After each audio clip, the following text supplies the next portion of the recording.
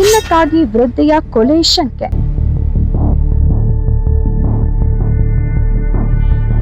ಕೊರಟಗೆರೆ ತೋಟದಿಂದ ಮನೆಗೆ ಬರುತ್ತಿದ್ದ ವೃದ್ಧೆಯ ಮಹಿಳೆಯ ಕೈಕಾಲು ಕಟ್ಟಿಹಾಕಿ ಬಾಯಿಗೆ ಟವಲ್ನಿಂದ ಉಸಿರುಗಟ್ಟಿಸಿ ಕೊಲೆ ಮಾಡಿ ವೃದ್ಧೆಯ ಮೈಮೇಲೆ ಇದ್ದ 80,000 ಮೌಲ್ಯದ ಚಿನ್ನಾಭರಣ ದೋಚಿ ಪರಾರಿಯಾಗಿರುವ ಘಟನೆ ತಾಲೂಕಿನಲ್ಲಿ ಜರುಗಿದೆ. ಕೊರಟಗೆರೆ ತಾಲೂಕು ಚನ್ನರಾಯನದುರ್ಗ ಹೋಬಳಿ ಕೋರಂಕೋಟೆ ಗ್ರಾಮ ಪಂಚಾಯಿತಿ ದಾಸಲಕುಂಟೆ ಗ್ರಾಮದ ವೃದ್ಧೆ ರತ್ನಮ್ಮ ಸುಮಾರು 65 ವರ್ಷ. ಈಕೆಗೆ ಕೊಲೆಯಾದ ದುರ್ದೈವಿ. ತನ್ನ ಅಡಿಕೆ ತೋಟದಿಂದ ಮನೆಗೆ ಬರುತ್ತಿದ್ದ ವೇಳೆ ಹಣದ ಆಸೆಯಿಂದ ವೃದ್ಧೆಯನ್ನ ಉಸಿರುಗಟ್ಟಿಸಿ ಕೊಲೆ ಮಾಡಲಾಗಿದೆ ಎನ್ನಲಾಗಿದೆ.